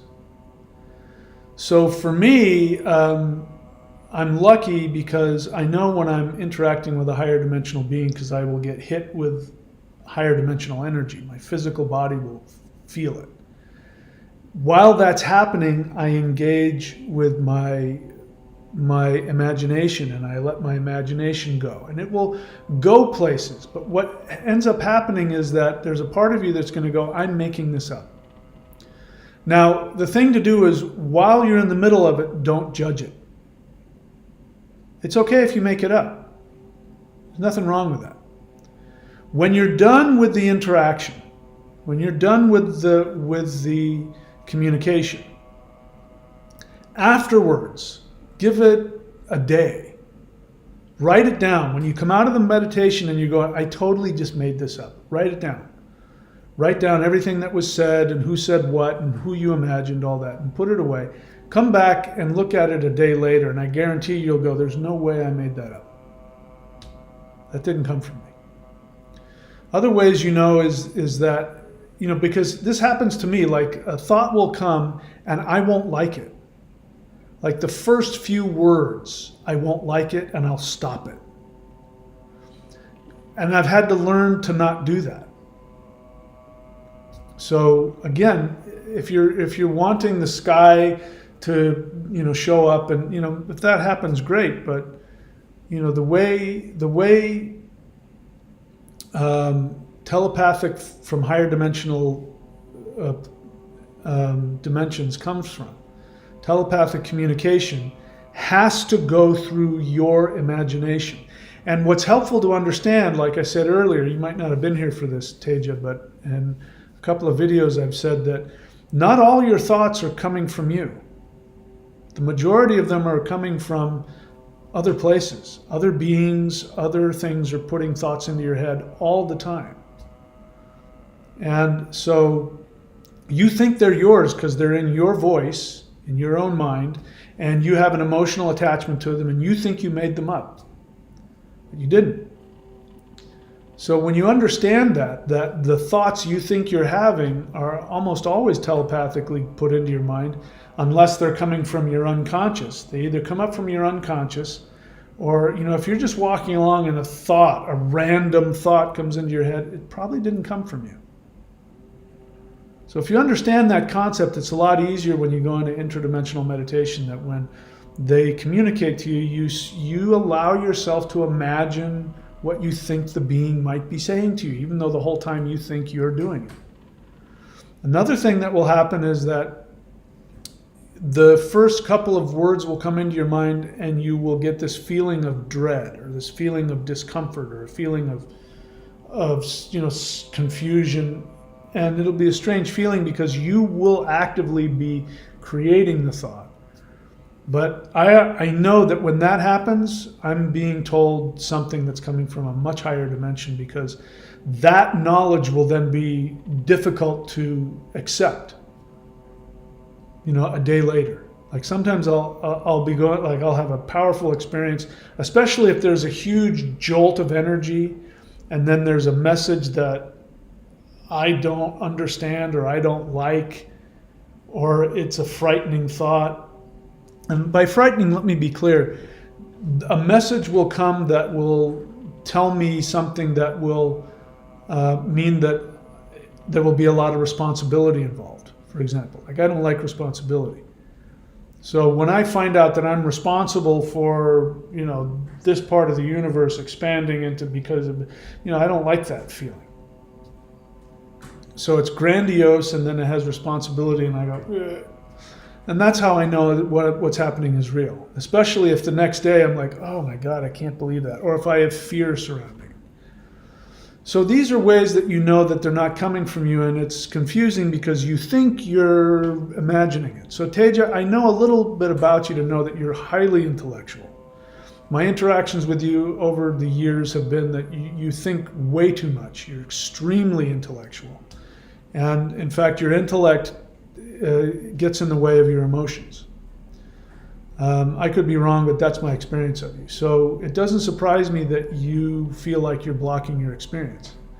So the thing to do is to just learn how to be a little kid again and learn how to fantasize. That is a skill that's absolutely necessary for interdimensional telepathic communication. Let's see what else. Jedi Black Knight question. What's the main focus of moving the Huar posture? Is it to connect to the 5D aspect of the sun? Another one of my very favorite students who also thinks too much. So you want to know the main focus. So just that thought is getting you out of it. Oh, well, yeah, I'm doing this and I'm having this experience, but is this the main focus? I need to know what the main focus is. Oh, so that's the main focus. All right. And then you're going to focus on the main focus, and you'll be so focused on that that you won't have an experience at all. I don't want you to worry about what the main focus is. I want you to have an experience. And I don't care if the experience is just that the sound that you're making and the movement that you're making is bringing you a sense of peace. Or it's you've now become aware of an uncomfortable pattern in your thinking. I don't care what it is. Just surrender to the experience. Again, what I say to you is the same thing I always say is Jedi Black Knight, follow the instructions to the best of your ability and don't overthink it. That's it. Whatever the main focus is will be whatever it is for you. I don't need for you to have your experience to be identical to mine. I can tell you that the Huar sound is Earth shifting to a higher dimension as a result of solar energy. That's what it means. The movement and the sound itself creates a flipping on of the pineal gland. It opens up the transceiver. Those are details. You don't have to experience those details for them to happen. Just like you know that, Qigong will increase blood flow. But if you try making that your focus, I'm going to do this Qigong practice so I'll increase blood flow, you're going to get lost in it. But it's okay if you know that when I do this, blood flow to the hand is going to increase. So these are the things that are going to happen just by doing it. So just do it. Let things happen. Let yourself have feelings. Let things come to you. You're opening up. Again, I don't want to say anything else because I don't want you to get wrapped up in what you think you're supposed to be doing. Just enjoy it. Afterwards, you can write down your experiences and then maybe you'll come up with something. I don't know. Let's see. Feedback. I did the negative thought cleansing last night after doing the 5 elements and the butterfly. I had a dream where I was thinking negatively, then something was being cremated in front of me. Anyway, awesome. Yeah, one of the things that's going to happen now is things are going to start happening more rapidly, shifting more rapidly. Things are just going to start happening. So things are going to speed up and get more intense. That's definitely for sure. Anyway, so the things that Jedi Black Knight and the other guy, who else? Fim Sample CG are talking about, you can do those practices. The wood element, both of those guys are doing the 5 element Maoshan practices and the wood element, so I recommend that. The other thing that I recommend, which he talked about, which I've just come up with, which is the Huar mantra pineal gland activation. The pineal gland is the transceiver that allows you to go to 5D and download 5D. It's what allows you to really make progress in your shamanic journeying. Anyway, so when you go to the shop, you go to thunderwizard.com, click on shop, you will see Advanced Hwar Mantra Technique for Pineal Activation. It's going to look a little different because there's new stuff on there, but you look for that. I recommend you get that. And let me tell you why.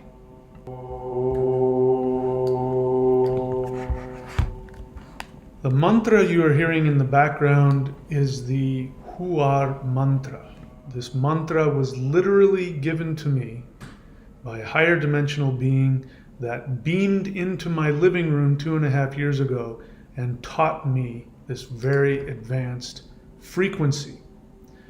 What I've come to find out many things about this mantra is that, number one, this is the frequency for the solar flash 5D shift. The mantra literally means planet Earth transforming to 5D. I've come to find out that this mantra also does something very powerful. It is, in my experience so far, the most powerful technique to stimulate the pineal gland. So just by chanting this mantra that you're hearing, you are stimulating the pineal gland. The pineal gland is the transceiver. It's filled with rhombohedron crystals that, when they vibrate, creates a very concentrated electromagnetic field around not just your head, but eventually your entire body. And this electromagnetic field is at such a frequency that it allows your consciousness to go to higher dimensions, and it opens a portal for higher dimensional consciousness to communicate with you. And over the past 2.5 years, I have used this mantra in all of my interdimensional meditations. I have developed multiple techniques for it, and I want to share these with you. I have so far created the most powerful techniques in my history that have allowed me to go further and deeper into higher dimensions by using this sound both in my physical state, using chanting it, also doing it silently. But there is a way that you can use the pump in the body which pumps the fluid, what people call the Christos or the Christ fluid, pumps this fluid up into the pineal gland and activates the pineal gland. When you do that exercise combined with this mantra, my experience is there is no more powerful technique to allow you to achieve unbelievable things. I mean, we could talk for hours about the things you can accomplish with this technique. But I would like for you to go to thunderwizard.com and click on shop, and there you will see the Advanced Hwar Mantra Technique for Pineal Activation. There is an introductory video which is also on the free channel, but I go into depth explaining to you what this is, what the pineal gland does. But I then go and teach you a moving meditation, a Qigong practice using this mantra, which will fill the power of this mantra in your entire aura, as well as show you how to bring the energy up through your spinal column into the pineal and allow this mantra to activate the pineal.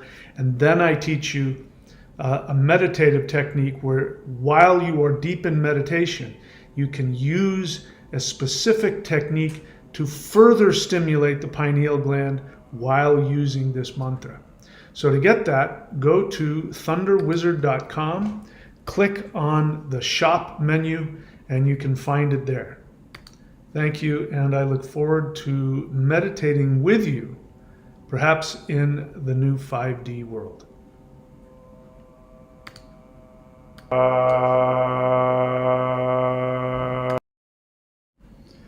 Alrighty, so we got all that. We got all the business out of the way.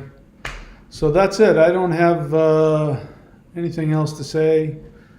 I think I've said everything there is for today. Thank you guys for showing up. And as always, if the solar flash event don't come, and or I don't get beamed up to the Starship Enterprise, and or I don't shift myself out of this third dimensional reality, if none of those things happen, I will see you all very soon. Thank you so much for showing up. Know that I love you and I am constantly thinking about how I can help all of you. And I am so grateful to every person who's doing anything to expand their awareness. And I'm also grateful to everybody who is supporting the channel in whatever way. And whoever you are, I love you and I am with you. If I've done or said anything that is challenging or hurtful or offensive, know that I'm always, my intention is always to be as helpful as I possibly can.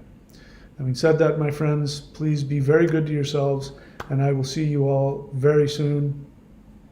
Thank you. Happy post-eclipse.